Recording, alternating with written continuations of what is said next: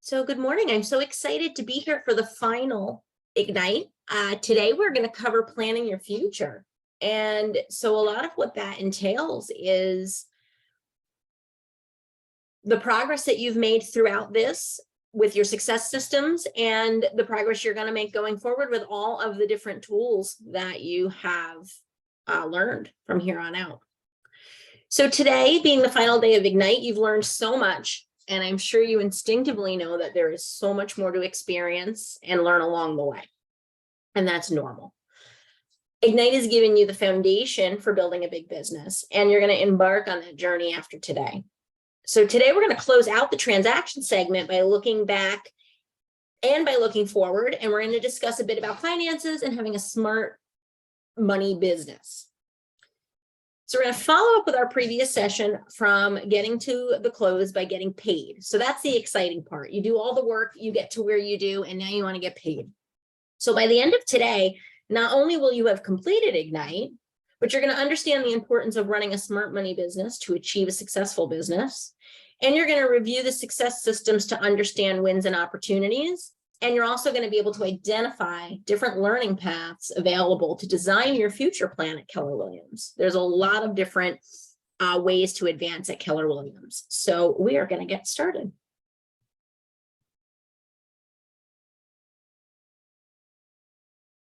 So let's begin by setting our sights on a big future for ourselves. After all, that's what we're aiming for, and that's what we're here for. There's a line in the Millionaire Real Estate Agent that says, to have a better chance of hitting the target, aim high. Aiming high begins with thinking big, and that's what today's session is mostly about. So as Gary says, how you think matters. How you think is the beginning. How you think in the beginning really matters. So it's about how you start really does translate into how you finish. We've talked a lot about mindset in Ignite, right? So throughout Ignite, we've talked about the importance of mindset because mindset really does matter. It doesn't matter just today, not just during Ignite, but it really does matter every day. Sometimes your mindset turns to doubt, disappointment, or fear. And these are the times to be aware of and quickly control what's going on. Your mindset is within your control. So you control your mindset does not control you. So let's examine where you are now compared to where you were at the beginning of Ignite.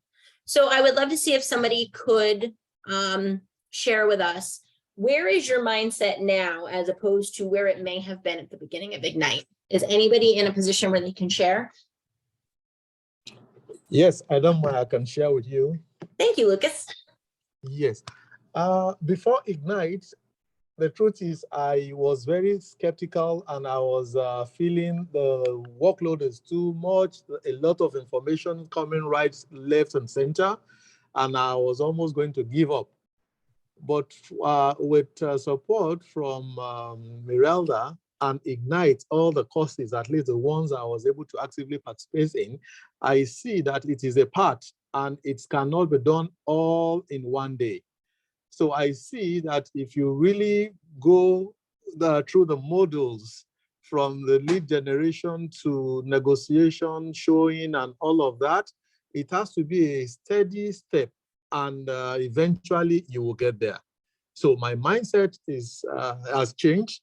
Again, I must not fail to also appreciate all the scripts that we have practiced. It has given me more courage and confidence speaking with clients. Some that will want to shut me down, some that will just want to play it low. I'm able to awaken their interest in listings. So I am really happy with all that I've learned so far from Ignite. I love that. And I love that you are understanding that Rome wasn't built in a day. And not everything that you're going to achieve is going to happen in a day. And you know that you have to work for what your end results are. So I love to hear that, Lucas. Thank you so much for sharing.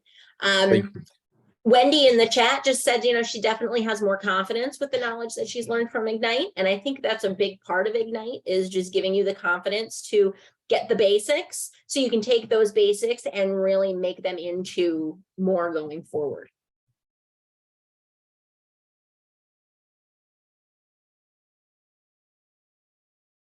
So some of the things that we can talk about here as what actions you can take, some action items, could be about using affirmations. Has anybody here used affirmations before or do that on a daily basis? Yes, Wendy does. Okay. We talk about removing limiting thoughts and really focusing more on what you can control and what is positive. We talk a lot about setting goals, big goals that you can achieve through your learning. Sharing with an accountability partner. I hope that everybody on here has been able to find an accountability partner. And if you haven't even still at this point, let us know, and we're happy to pair you up with somebody. And obviously, knowing the fact that calling people is good, it produces business. This is Lucas again. I'm sorry. Yes. I've honestly No. not been able to find or sign up with any accountability partner. All right, I'm going to find you somebody. Okay, thank you. Absolutely, no problem. Just going to write that down. So remember that the Keller Williams belief system, along with the 6 personal perspectives, help you keep your mindset strong and positive. So we're going to just read through each one of the KW belief system, which we also call our Y4C2Ts. So the first is win-win or no deal. Integrity, do the right thing. Customers always come first. Commitment in all things. Communication, seek first to understand. Creativity, ideas before results. Teamwork, together everyone achieves more. Trust starts with honesty. Equity, opportunities for all. And success results through people.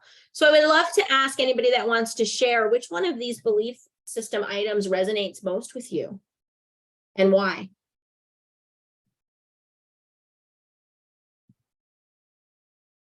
Anybody wants to share?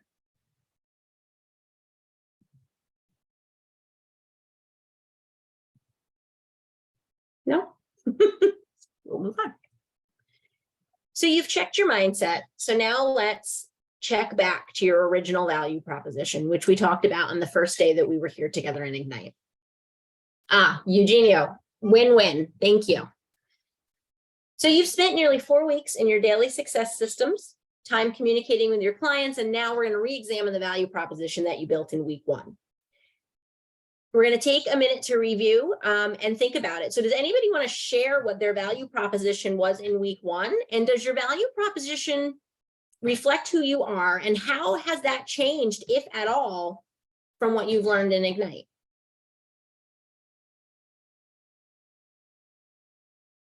Anybody would like to share about their value proposition?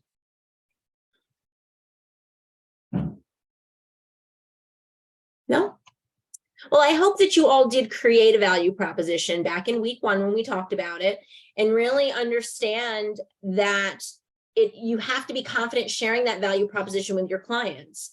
You have to be able to express your value to your clients so that they see the difference between working with you and working with somebody else, and why working with you is the most important thing. And a value proposition can include a lot of different pieces. It can include the knowledge you have of the market. It can include your own personal experiences. It can include any marketing materials and different things that you can provide that maybe somebody else can't. There's a lot of different things that you can add to your value proposition based on just your own knowledge and what you know. And through what you've learned through the Ignite sessions, you can add these pieces to your value proposition as having the knowledge to work through an entire transaction from start to finish. So if you've looked at your value proposition, think to yourself, is there anything that you'd change in it since we started? Were you thinking big enough when you first created your value proposition back in week 1? Because in order to have a big life, the big life that you envision for yourself, you must be realistic about your income and more specifically your profit goals. So you must really think big and aim high. So one last chance if anybody wants to share anything about their value proposition before we move on.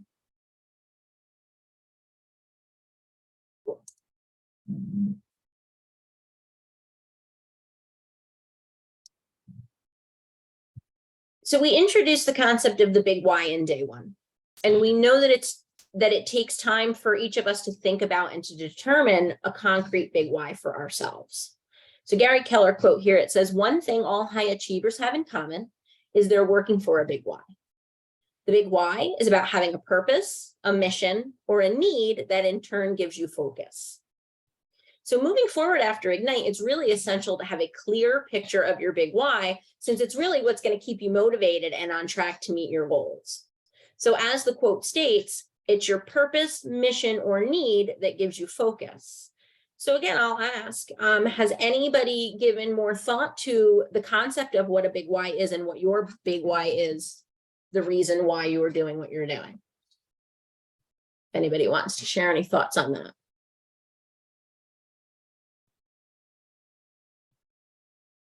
Okay, well, we'll dig into this just a little bit more. So your big why, obviously it's big. It's important to you. It's what gets you out of bed every morning and gets you excited to get busy, brings you energy and focus. It is really the ultimate turbocharger because it's pushing you toward what you want. And is already present even if you haven't thought about it. So your big why can be really big, or it can be a small big. It doesn't really matter. It's really whatever drives you. Your big why should incorporate all of the people in your life and the good that you can provide them. So you have to think when you're trying to establish your big why, think of these following things. What topics or causes are most important to you? What gives you energy and fuels you personally? What is something you would do even if you weren't paid to do it? What do you envision for yourself and your future? So I want to give everybody a moment just to think for a minute about what their big why could be. And what, again, big meaning because you are after extraordinary results, and why it's the reason you get up every day and do what you do. So Wendy, thank you so much for sharing. Her big why is her family. So the reason that Wendy does what she does every day and what fuels her and pushes her toward her goals is her family. Does anybody else want to share?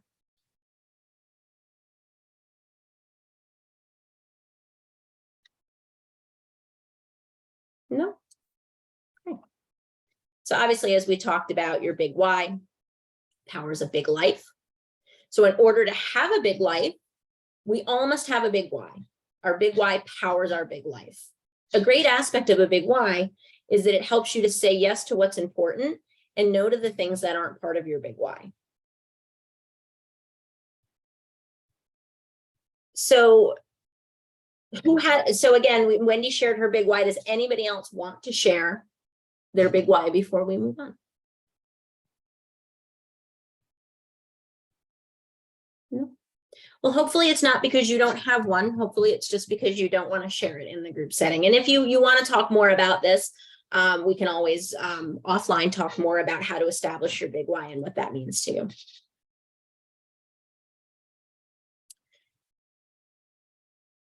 So like I mentioned when we first started, we want to start out and have a conversation today about the importance of running a smart money business. Oh, Lucas did share his big why. His big why is to close enough and buy his own house. That is really exciting. That is really exciting. You'll have to let us know when that happens. So as I was saying, okay. It is our intent. Oh, I'm sorry, Lucas, go ahead. No, I said, okay, I will share. I will be happy to share the good news. Wonderful, wonderful. So again, like I said, we're going to start out by talking a little bit about the importance of running a smart money business.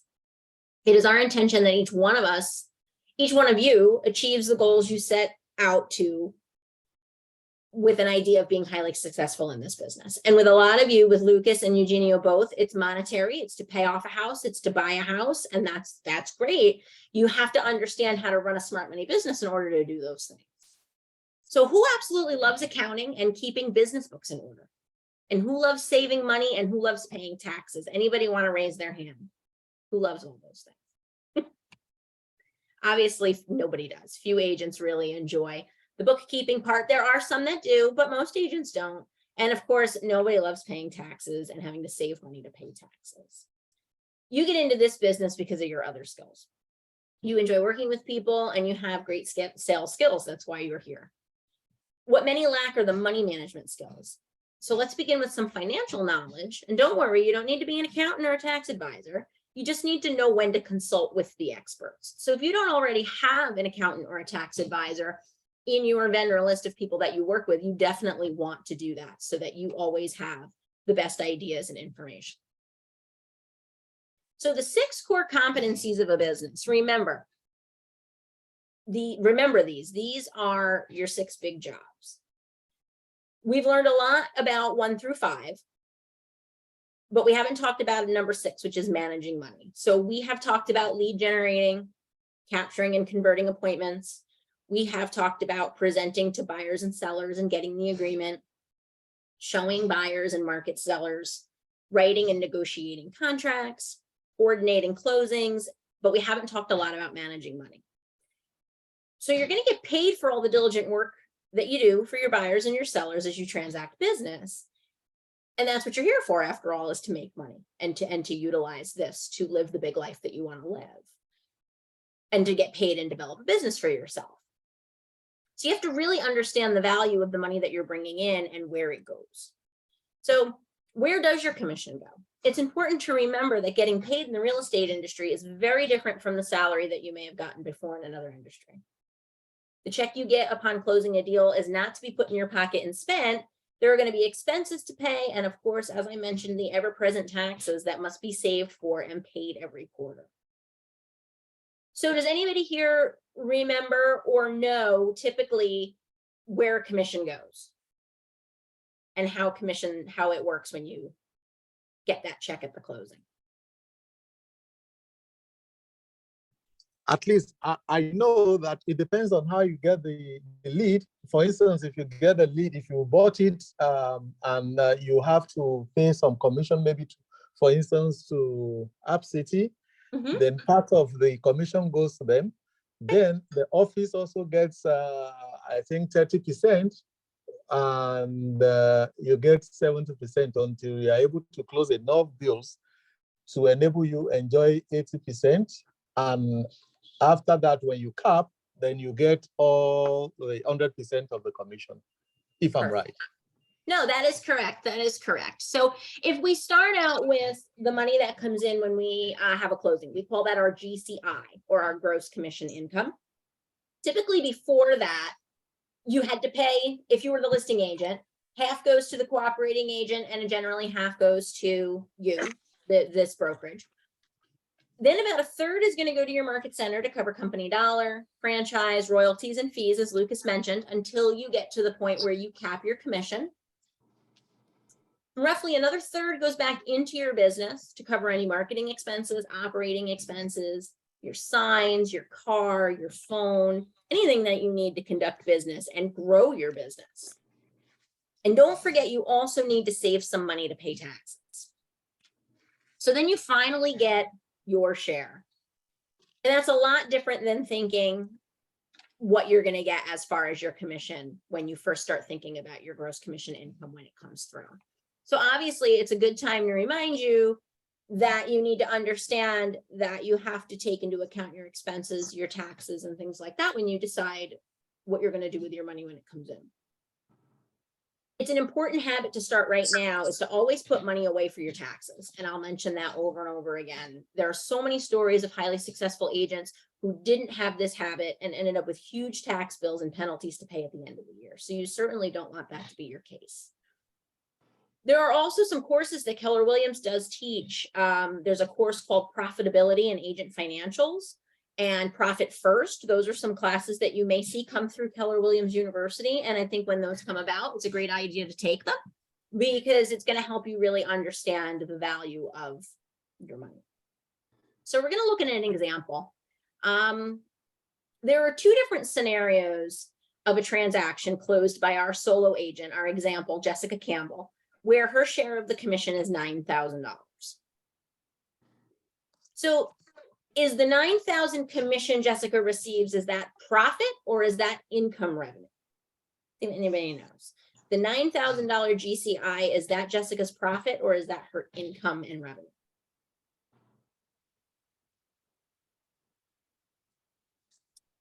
So it's income. So that's why it's called GCI, or gross commission income. Profit is what's left over to grow your business, save for taxes, and fund your personal lifestyle. It's important to know the difference between income and profit. So when we look at the example, why is Jessica only getting a check for $5,760 for a commission of $9,000? Well, as Lucas explained earlier, and as I was talking about, we have market center fees. We have money that Jessica put into her business account to pay her expenses and to make herself financially sound. In this scenario, she's also saving for taxes. So Jessica is saving about 40% of her income for her taxes. This may be a high number, so it's always best for you to check with your CPA or your accountant to determine what rate you should save for taxes. But honestly, most agents receive little or no guidance on how to handle their first or any commission check and end up in a scenario where they just don't have enough money to pay their expenses and end up with any money left over at the end of the day to fund a life or have a profit. So incorporating these financially sound business practices into your business from the start with every transaction is a very good practice and habit to get into. So obviously, as we look here at the example on the screen, you know, she sold a commission for $9,000. She got paid $57.60 after her commission splits and her franchise fees and things like that. And she established what she was going to save for her business expenses, what she was going to save for taxes, and what she then kept at the end of the day as profit. And she was on the right-hand side here. You see, she didn't just put it all in her wallet as spending expense. She put it away to the way that it should be so that she had money for all of the expenses that incorporate a business. So on the right here, we have a much more financially sound example with our friend Jessica. So another Gary Keller quote we have is, money is good for the good it can do.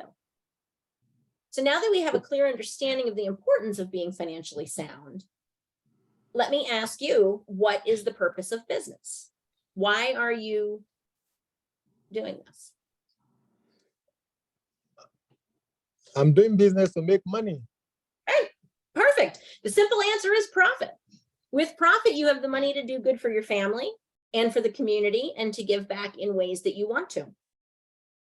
So honestly, what good will you have your money create for you? And again, we had given some examples earlier of paying off a house or buying a house. And then when you think bigger than that, it can turn into philanthropy and giving back to charities and really living a very purposeful, big life as you create a business that generates more and more profit. So let's explore the difference between income and profit and how the way you think of it can change the outcome of your business. So if you've ever taken an accounting course, you probably know the formula commonly used to calculate profit of your business is income minus expenses equals profit. So while the formula to calculate profit is important, it is not the model we use to set and track our profit goals each month, quarter, and year.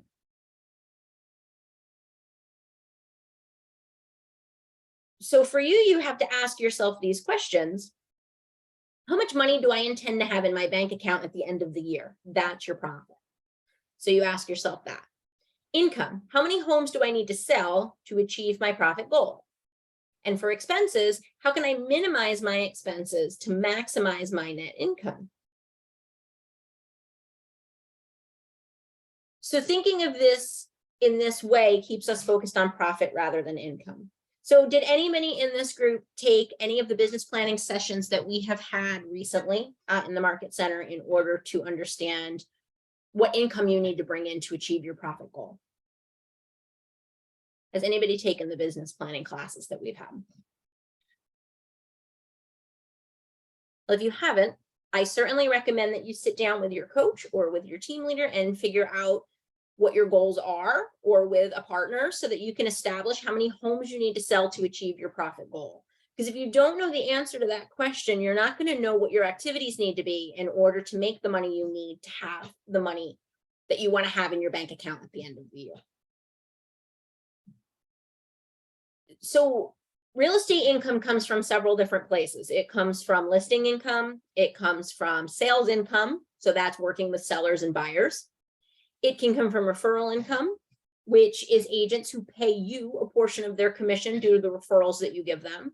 And we also have leasing or rental income, which comes from you helping people find properties to lease. So now let's talk a little bit about expenses. So there are two types of expenses. We have cost of sales and operating expenses. So cost of sales only occur when you have a transaction. So your cost of sales could be your commission paid to your market center, any royalty fees, commission splits paid to employees or independent contractors that are involved in the sale, and any referral fees. So again, your cost of sales only occur when you have a transaction. Operating expenses, on the other hand, occur every day that your business is in operation. And it's super important to understand the cost of being in business with the market center to understand your cost of sales. So if you're unclear about your commission split, your royalty amount, any of that information, contact me offline and we can certainly talk about that more in detail so that you really do understand what your cost of sales is, so that you can establish your goals for the year and what you want your profit to be.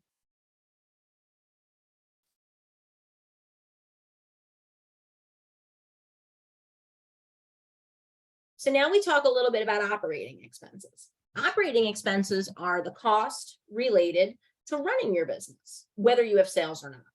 This can be your rent for your office, auto expenses, insurance expenses, any salaries for administrative staff, transaction coordination, anything like that, any professional services, photography, marketing, advertising, your education. So any education that you take through either the Board of Realtors or anywhere that you spend the money, those are all operating expenses. So these, again, they incur to your business whether you're earning money or not. So again, just to be clear, when you have no transactions, there are no cost of sales, but you're always going to have operating expenses of some sort. Does anybody have any questions yet about the difference between cost of sales and operating expenses, and what something may be included or what it may be considered?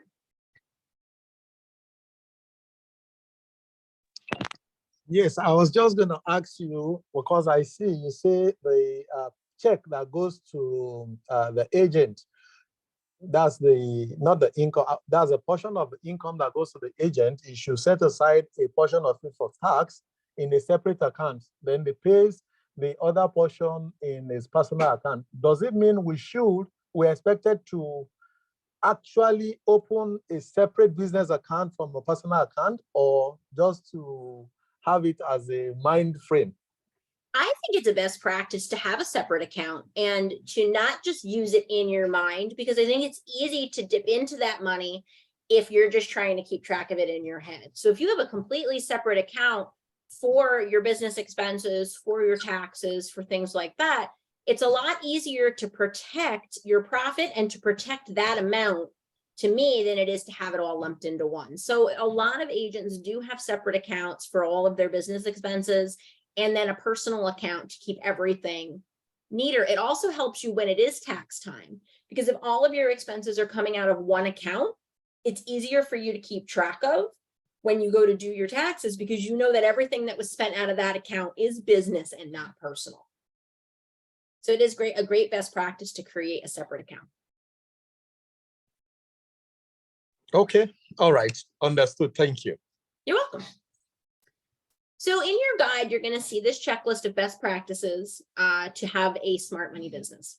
This list is a great way to put yourself on a path that will ensure your financial well-being. You may be able to check off the first item on this list given your experience already, which is gaining clarity on your big why and your plans from the future. So some of the other things we have here is important to set your personal and business budgets. That is very important so that you know how much money you can spend, both personally and professionally, to still establish what you want to have in your bank account at the end of the year, and to understand what is realistic as far as spending for marketing and different advertising expenses for your business. So as Lucas just mentioned, one of the things on this list is opening an additional bank account for taxes, expenses, and other savings. We just talked about. Another best practice is downloading and using the MREA or Millionaire Real Estate Agent Chart of Accounts to help you know what real estate expenses are and help you, as you grow your business, develop a profit and loss statement and income statement for your business. Purchasing and downloading different tax accounting software, things like QuickBooks, and there's different ones that you can use to help you keep track of what's going on. Super important, I mentioned it before, to hire an accountant, a CPA, an attorney, a tax advisor, somebody to really help you know how to process all of the expenses that you had, what write-offs you can do, and how you can really maximize what is offered to you. And a CPA can give you great advice on that. Obviously, you're going to want to keep in your mind dates so you can calculate and pay your taxes. And then, of course, preparing for the future, insurance, savings, investments, things like that.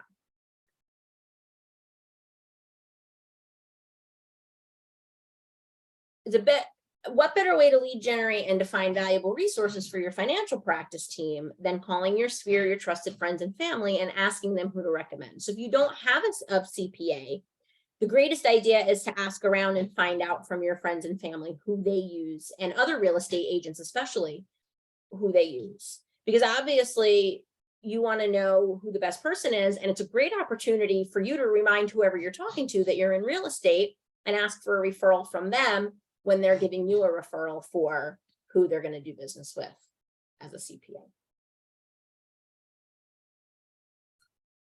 Think and act the wage you want before you earn it. Average is as average does. Good is as good does, and great is as great does. What you do is who you become. So what are your thoughts on that quote? Does that resonate with anybody or mean anything? Very well. Yeah. Yes. And I'll quickly let you know also, for me, for instance, I do part-time real estate because I have a part-time job. But I've also discovered that the more time you give to real estate, most likely the more productivity you get. Mm-hmm. So when what I do now is to set out my availability and clearly state it to my clients, and I make the very best use of that free time. That's great. That's great. Erica also put in the chat, this means to her, how much effort you put in is what you're going to get. Absolutely. The other thing that this makes me think is, and that's the first statement, think and act the wage you want before you earn it. Show up that way, dress that way, act that way. Have the appearance and the mindset of a big business, and the big business will come. If you're acting average or good, you're only going to be average or good. So in order to have a smart money business, you obviously need money. You don't intend to make average money or good money. You expect to make great money, to do great things, and live a big life. So it starts with your mindset of thinking big, thinking great, and thinking in terms of where you want to be.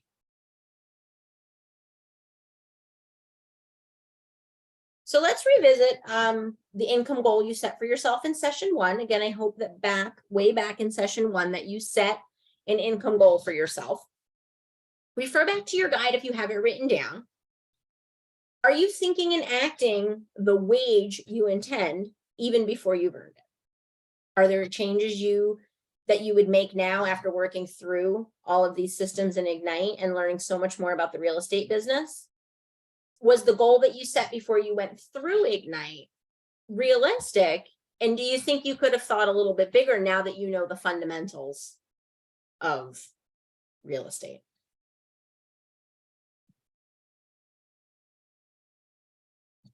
So with a quick calculation, if anybody wants to share, do you know how many transactions you have to complete each month to reach your net income goal? And it shows you here how to calculate those.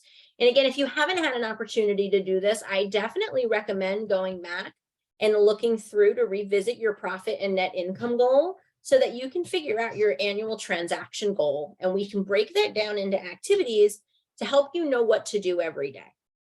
The way our business planning works through the MREA Business Planning Clinic is it dives down so deep that it tells you exactly how many phone calls you have to make each day to convert the business to hit your goals. And it helps you create then a lead generation plan that is going to support your goals so that you know exactly what you have to do each day. And it's very powerful to know how many transactions you have to complete each month, to know how many people that means you have to call each day, and how many appointments you have to go on.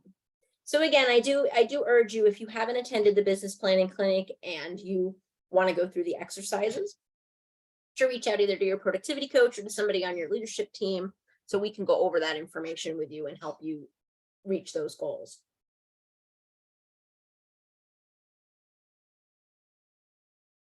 So obviously, now that we have a little bit of an understanding of your real estate finances and how to have smart money business, let's talk about how to get paid. So we have some systems at Keller Williams. I'm sure you are all familiar with Command. You're going to understand through Command, you're going to have to submit your commission requests and your opportunities through Command. This process doesn't require you to know a lot of different technology pieces. It's a very simple, basic program.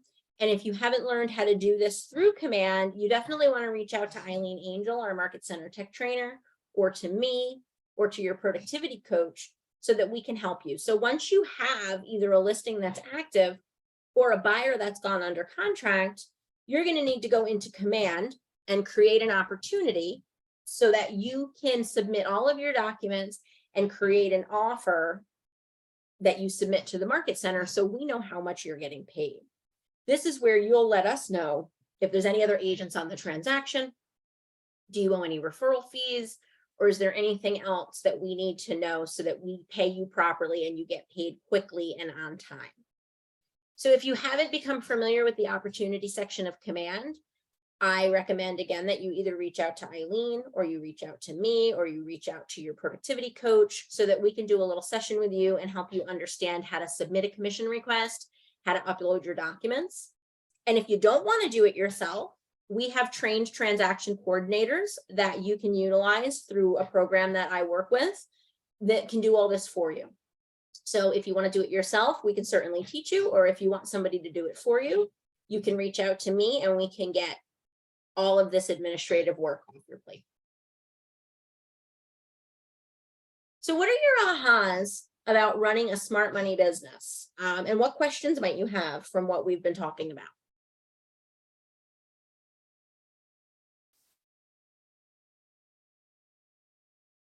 No questions?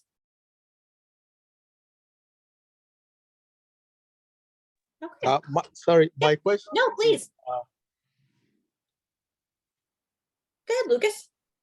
Okay, yeah. My question is, if as a new agent, you are trying your very best, you have a number of clients, but you have not been able to bring any deal to a close, meaning you are yet to receive any income. Does it mean you have to continue to finance the marketing and all the other expenses, phone calls, gas, and all that from your personal pocket? Or you can get a loan from the office? Well, there's no loans from the office. No, I don't know of any way that you can get money lent to you from the office. I think what we would want to do though is really sit down and take a look at your business and examine your conversion rate and examine what it is that is going on in your business individually so that we can convert those buyers and sellers to start to make you money. Sitting down and really talking with your productivity coach or with somebody else in your market center, a mentor or a partner, to really establish what are your activities? Is there anything we can adjust with your activities? And how can we really get you to close those deals to make the money? So I will say there's no loans from the market center to help you pay your expenses. I hope that answered your question. Okay. Yes, so it therefore means maybe the advice would be at the very beginning, you have to limit your expenses. And when you start making money, then you can increase the expenses, maybe marketing and all of that, right? Correct. And that's actually something Gary Keller calls that red light, green light. And with everything that comes in front of him, he establishes, do I want to move forward with that? And is that a green light expense? Or do I want to stop and red light that and not do that right now? So what you'll start to do is figure out what are the activities that you can do that don't cost you a lot of money in the beginning, or start to really evaluating what are you spending your money on and paying attention to the return on the investment. If you're doing a certain amount of marketing that's not getting you back a return, it would be in your best interest to take those funds that you're putting toward that and put them towards something else that is. And one of the best ways really to build your business is through building your database. And there's no additional cost to building your database. It's right through Command. And building your database and communicating with your sphere of influence is the best way and the cheapest way to start to make money and start to convert business. So the amount of people that you have in your database is important to create a conversion system that brings money from your database. And it's a very inexpensive method of lead generation. Okay. Thank you. You're welcome. Does anybody else have any questions about their financial situation or anything else they have any questions on?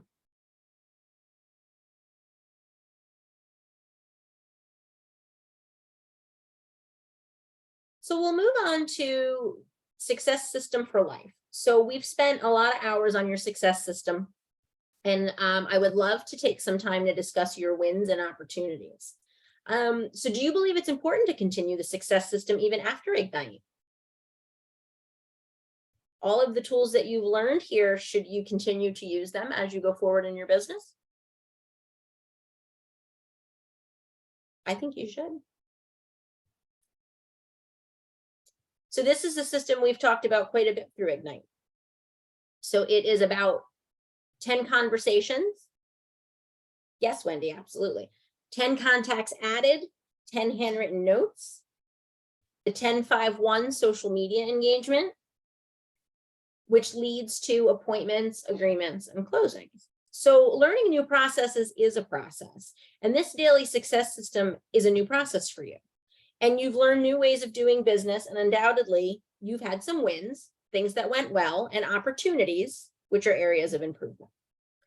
So in your participant guide, it gives you a place to jot down some wins and opportunities from your experience in the success system.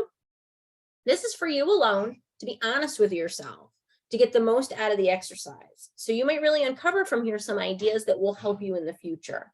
So I'm going to give you a few minutes to go to your participant guide, and I do want you to write down some wins and some opportunities or areas of improvement from your experience through doing these daily success systems. What are some wins from the conversations you've had, from the handwritten notes, from social media, and what are some areas of opportunity that you can work on going forward? So I'm going to give you guys just a few minutes of reflection and writing just to get some of this information out for you.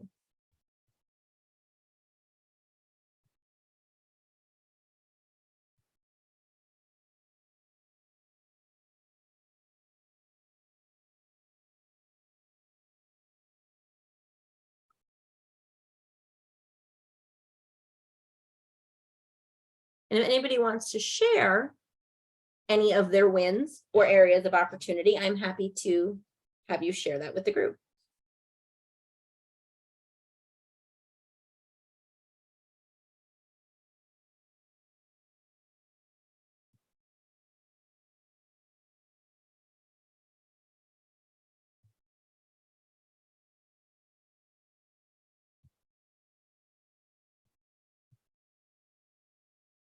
Okay. So we're going to talk a little bit about the importance of accountability. We've talked a lot about accountability and how it is important to your success. And as Gary reminds us, no one succeeds alone. So let's review why accountability is important. 1, it keeps your mindset focused and positive. 2, it reminds you of your big why. 3, it challenges you and makes you uncomfortable at times. And change and growth can be uncomfortable. And 4, it is one of the 6 personal perspectives. Be accountable.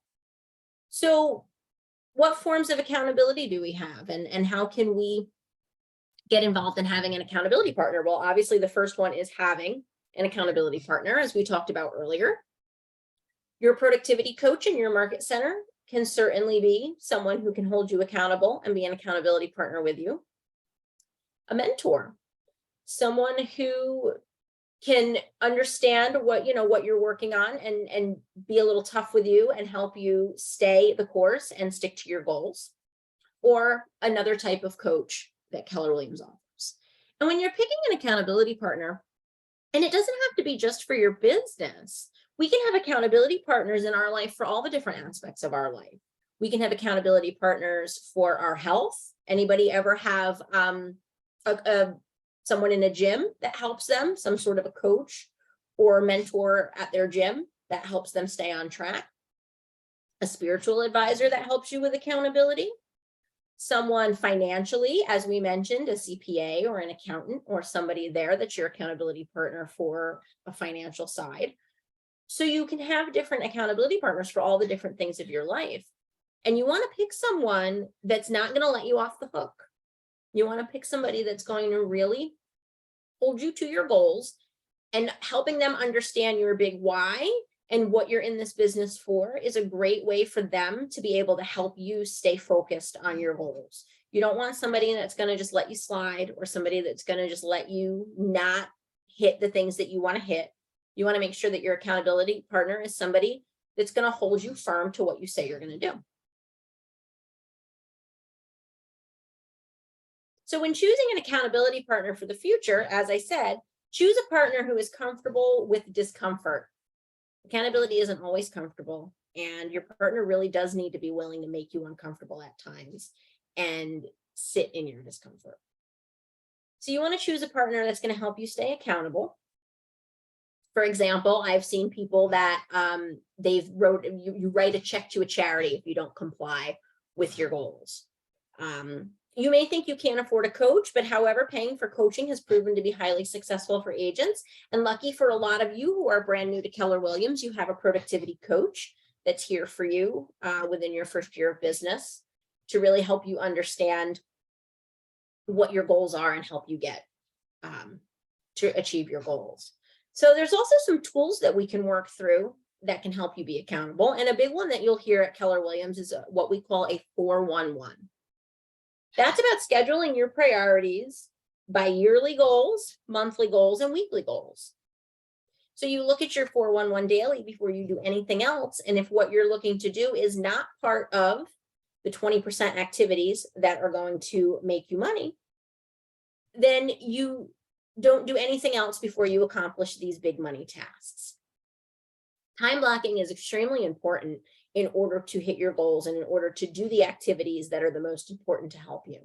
Schedule your time off first, right? Schedule when you want to spend time with your family, any vacations, schedule your lead generation, schedule your lead follow-up, and save time in the afternoon for some appointments. Really staying consistent with a schedule and staying time blocked is a huge key to success because it keeps you, it's another accountability tool to keep you focused on what you're supposed to be doing. There's even some books that can help you, and one of them is The One Thing by Gary Keller. It's all about focusing on your big why, your one thing, and you will find best practices to protect your time and maintain your energy. So what type of accountability will you choose going forward? As we mentioned earlier, having an accountability partner is important, but what other tools will you start using from here on out that you've learned about to help you with your accountability?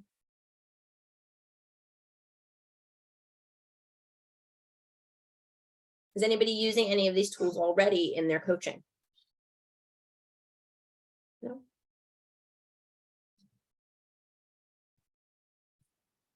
So do we have any ahas about accountability and about your daily success system? Or does anybody have any questions or anything that they want to add about this section?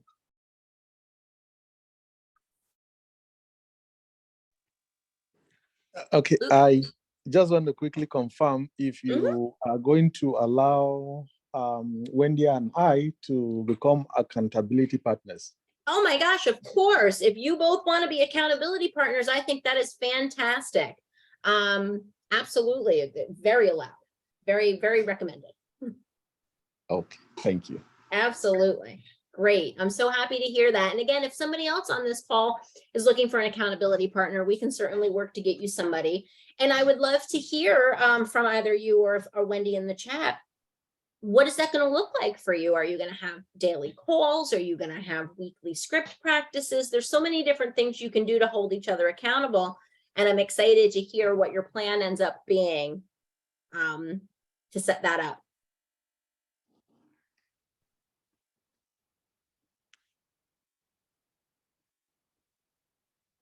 So I want to ask you, does learning stop after Ignite? I hope you all say no. Make being learning-based the foundation of all of your action plans, because learning goes on forever and you're always going to find new things to learn about. We all do. Agents that have been in the business for 30 years, agents that have been in the business for 30 minutes, everybody has something to learn. I personally learn something new every day. It's not a cliche. There's always something to learn. And absolutely, Wendy, you have to learn something new every day, because if you're not learning and growing, you're dying. And you really do need to make being learning based the foundation of all of your action plans. And that could be reading, that could be different classes, that could be all sorts of different ways that you can understand. And this goes into some detail here about some different paths of learning. So there's many paths of learning. So for example, you can learn more about the local market and previewing homes so that you're an expert on the inventory. That to me is huge in this market right now, because as this market is shifting and things are changing, the most important thing you can be is the expert on the local market. And there's a lot of different ways that you can find that information. You can attend, Rosemary does every Tuesday morning OP updates, where she goes over market statistics and talks about what you need to know about the changing market. Those are every Tuesday morning at 9:30. So those are great avenues to learn about the market. The different MLS organizations that you belong to have different statistic programs that you can use. And I'm happy to help anybody that wants some help on knowing how to use those. That can help you pull different statistics for whatever area you do business in. And there's different Keller Williams training programs as well as individual training programs in our market center that can help you understand what's going on in the market. But the easiest thing to do, honestly, is to preview homes in your area so that you understand what is currently on the market, what's currently selling in your local market, and you have a great idea of what pricing is and how to utilize that in your own business. Talking to other agents in the market center as well. Always great conversations about these topics at your team meetings in your market center. So if you're not attending your team meetings that are going on in each individual office, I recommend that, because that's where we have group discussions about what's going on in the local market, how it affects you individually in your market area, and other agents come on and speak about what they're seeing in the market. We've also mentioned books that Gary and his team have written, great resources to learn from. So we have The Millionaire Real Estate Investor, The Millionaire Real Estate Agent, Shift, The One Thing, all different books on how to understand the market and how to understand what's going on, as well as different conventions that Keller Williams has, big training events, one being Family Reunion in February and one being Mega Camp in August. These can be expensive, but they can also propel your business to new heights from all different learning aspects and networking experiences. So if you're not sure what's going on in your market center, reach out to me or to somebody on your leadership team so that we can go over the calendar with you and we can talk about what is best for you to be able to attend and to learn.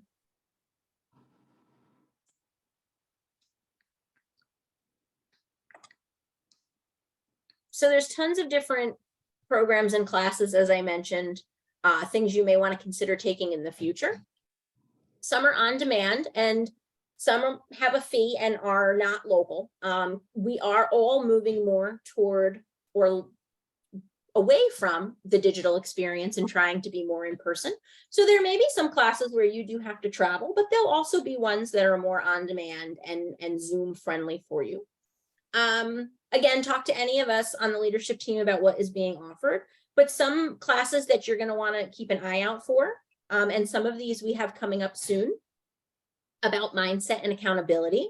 We have the 6 personal perspectives, and Anna Gibbs is actually teaching that in our New City Market Center on December 2nd. You'll start seeing some marketing around about that. So if you've never taken that course or want to take it again to understand, that's going to be on December 2nd in the New City Market Center.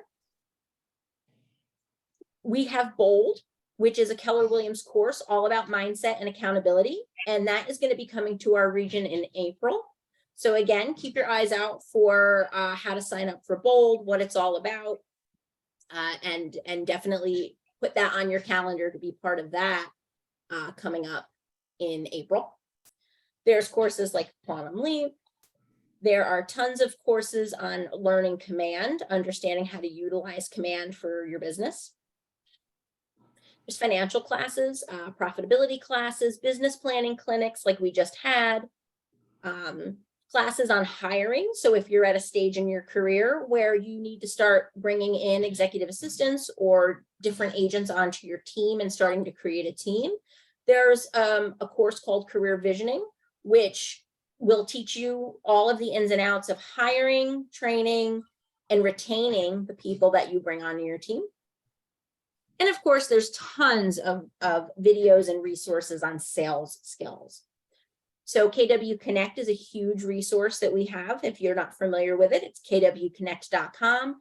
It's all about, it's all of different training videos that Keller Williams has to offer, different lead generation classes, different classes on negotiation. And we have a series of classes on diversity, equity, and inclusion, including the color of real estate, unconscious bias, and you can even become an agent of distinction. So if you want more information about any of these classes, like I said, contact someone in your Market Center leadership to be able to create a plan for learning so that you don't stop learning just because Ignite is over, and you're going to be learning for the majority of your career as well as the rest of your life. Does anybody have any questions about any classes or how to attend things or what we have coming up in the Market Centers?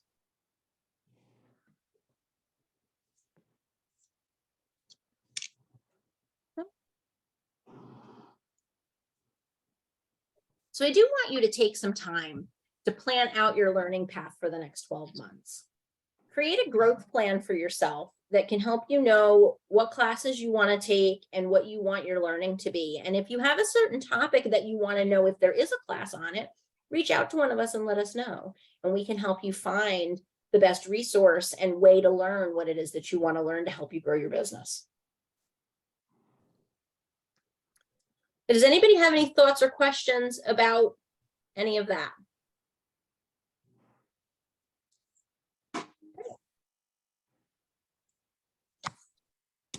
So since today is the final day of Ignite, we're going to end it in a big way. So that is going to be with building your future plan. So at Keller Williams, our mission is to build careers worth having, businesses worth owning, lives worth living, experiences worth giving, and legacies worth leaving.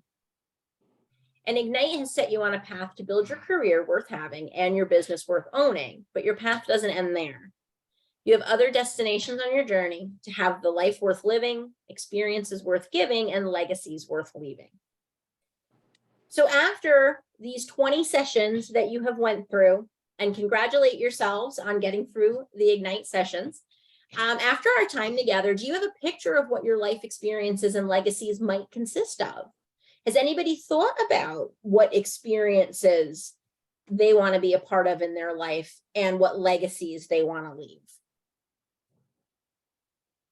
What are your thoughts on that?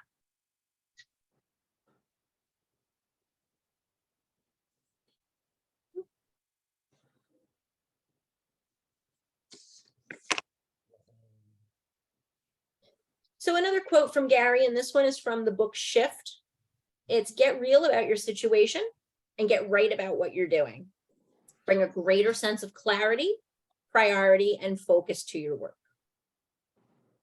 So let's look at this quote from Shift because it really does speak to the truth about success in business. In order to achieve your life worth living, experiences worth giving, and legacies worth leaving, You must get real about your situation and get right about what you're doing.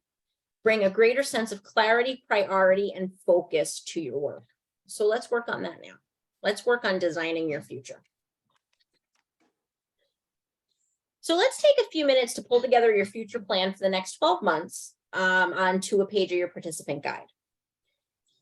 Complete the table, then either you can remove it from your participant guide or take a picture of it so that you have it with you at all times. So it's about helping you establish, again, what is your value proposition? And if you haven't written these things out, I definitely encourage you to do that before we get too far removed from this course, because a lot of times you'll forget what you're working on and move on to something else. So I think it's extremely important to come out of Ignite having designated these things. So again, what is your value proposition? What do you provide that is unique to you, that sets you aside from the rest of the pack? And what is your big why, as we discussed earlier?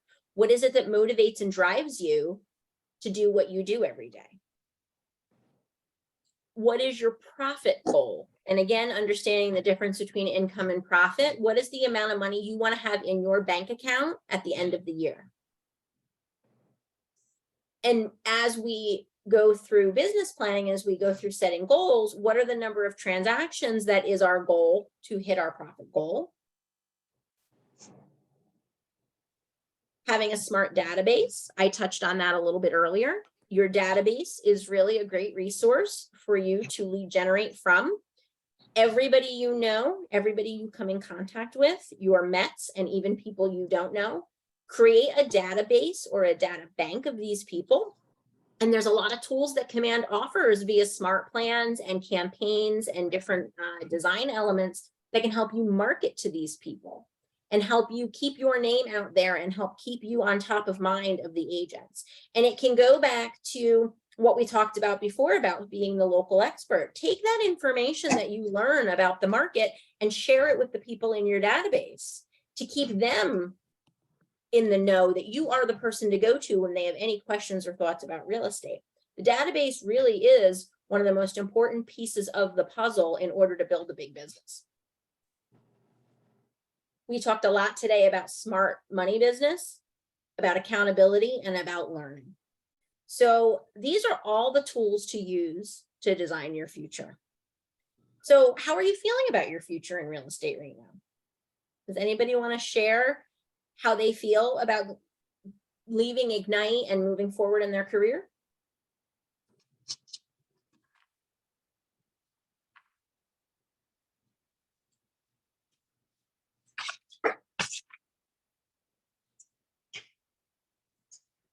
So we talk about this at each Ignite session. How has your thinking changed? And I hope all of this quiet is because everybody is pensively thinking and pensively jotting down all of their goals and plans for the future.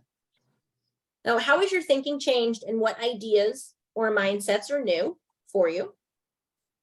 How do you feel? What do you feel differently about, and what was meaningful to you about not just today, but the entire Ignite session? How will your behaviors be different going forward? What actions will you take? And what tools, models, or systems will you use, and how will they make you accountable? So now that we move on to these final success system items where we work together to support each other, we're going to want to continue this camaraderie and all of these success systems once Ignite is over. You want to continue to learn and grow every day. And Erica, thank you for the comment. You feel like you have more tools to do your job. Absolutely. Keep these guides that you have and keep everything that you've learned in all of your notes, and don't just stick it on a shelf. You don't need to have a smart notebook. You need to utilize all of the things that you've learned and go back to it and look through it and review the notes that you've made and review the different things that you've learned through Ignite as you go through your career, because as you learn, different pieces will be more important to you at different times. So definitely keep these guides that you had through this course and keep any notes that you've taken so that you can go back and utilize them in other areas of your life. And don't be afraid to take these courses again. If Ignite comes back around and there's a specific session that you feel you need a little bit more guidance on, take it again. Because each time they're taught by somebody different, the instructors bring different values to each class and different things that they talk about to each class. So definitely you want to take these more than once and look back on your notes and look back on what you've worked on so that you can see how far you've come and really get you to your achievement.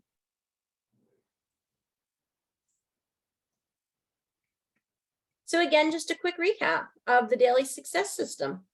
You want to make sure that you're having your conversations. And if you have your accountability partner, you want to have role play conversations with your partner. Top agents practice every day. So if that's usually about 20 minutes. So if you are looking at role play conversation with a partner, top agents practice all the time. And they do different scenarios and different objections and really challenge each other. Accountability partners will challenge each other with the conversations that you have. You want to be prepared. Before you start your lead generation, you want to make sure that you have a list prepared for the day. That's another system that top agents use that saves them time. Because once you have a list, you start at the top and you call people without hesitation. You're not spending time preparing during your lead generation time, during your real world time. You're really taking the time to make the calls that you need to make. And you'll be able to create call lists in Command and utilize your database in a way that can help you create these lists. You want to make contact and have conversations with as many people as possible with the goal of establishing and nurturing valued relationships so that when people are ready to buy or sell, they think of you first. And it takes time. It takes time to cultivate these relationships, but you have to start somewhere. So when you make these real-time calls and you make contact with people, you want to make sure that you're really just showing them the value proposition that you've created, which is why it's important to have that, so that when they are ready, you're the only person they're going to think of as their real estate expert. And then once you're done with your lead generation, you want to take some time to update your database with any information that you gathered from your conversations. Command has great value in the notes and in the different tasks that you can create for yourself. So you can go into Command and you can take notes on the entire conversation that you had, and you can set up follow-up tasks for yourself if you need to reach back out or do that. And you want to do that immediately after the conversations are over, after all of your lead generation time is over, so that it's fresh in your mind and that it gets done immediately. So these are all the activities that are the daily habits for success. And if we practice them every day, once we're done with Ignite, you'll continue with the rhythm that you've created during Ignite and carry it through your career. They say it takes 66 days to create a habit. So if you start now and you create these systems and follow them every day for the next 66 days, they will be a habit and you won't veer from them. They'll be part of your everyday.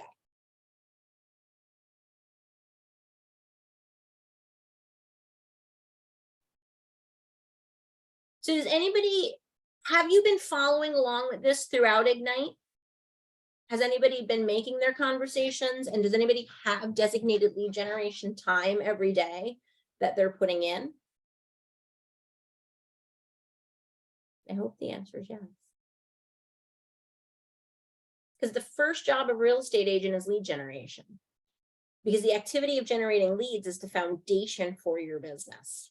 So practicing conversations and dialogues with your accountability partners will prepare you for success. Practicing conversations with the people you're calling and just getting better and better and more comfortable with the conversation is going to help you get more appointments, more signed agreements, close more business. Just be careful. We talk a little bit about what they call the do not call list. I know in New York State, we have still some rules for what you can and can't do. So just always be aware of the do not call so that you're not violating anybody and doing anything that you're not supposed to do. So another quote we have here, it says, I engage every conversation in the spirit of contribution, and people are happy to be in relationship with me. This is a fantastic affirmation to say just before you start your lead generation, so that you are comfortable and you know that you are calling people with a purpose. You are coming from contribution, and people want to hear from you. So we're going to get into the mindset primed for success, and we are going to do this with this affirmation. So I'll say it again. I engage every conversation in the spirit of contribution, and people are happy to be in relationship with me. It's an important thing to say every day before you do your lead generation. It could be as simple as you just sharing what's going on in your business, sharing what's going on in your life, finding out what's going on in their life, and then always remembering that you're making the call to ask them either for business or for a referral. So your daily lead generation time that you have every day, and you should have several hours blocked off every day for your daily lead gen.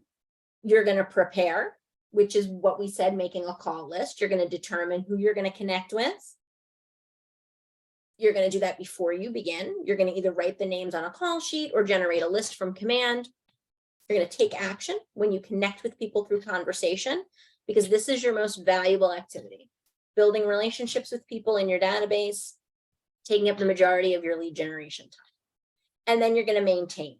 When you update contacts in your database, you're going to enter any additional information you learned from your conversations and follow up on the commitments that you've made.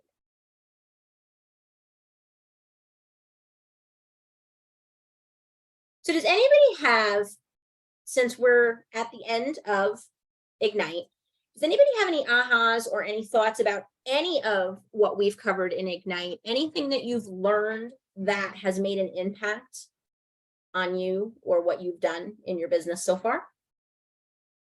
I'd love to hear from somebody just about what Ignite has meant to them and how it has brought them to a different place in their career.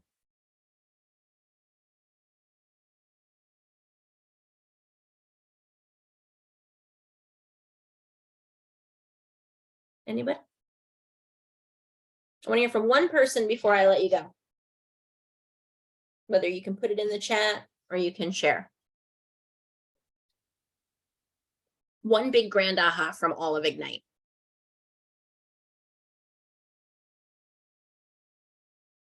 I'm not going to let you go till I get one.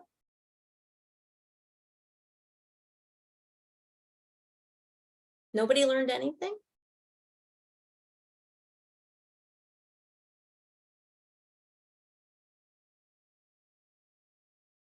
Great. Thank you so much, Erica. To schedule her daily time instead of just going with the flow. Absolutely. And that goes back to that time blocking and being more purposeful with what you're doing.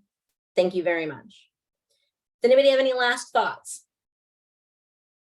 I thank you all so much for being part of Ignite. I think it's an important part of building your business and understanding the foundations of real estate. And I thank it to all of you that stuck through the 20 sessions, and hopefully you will take this information and really put it to good use.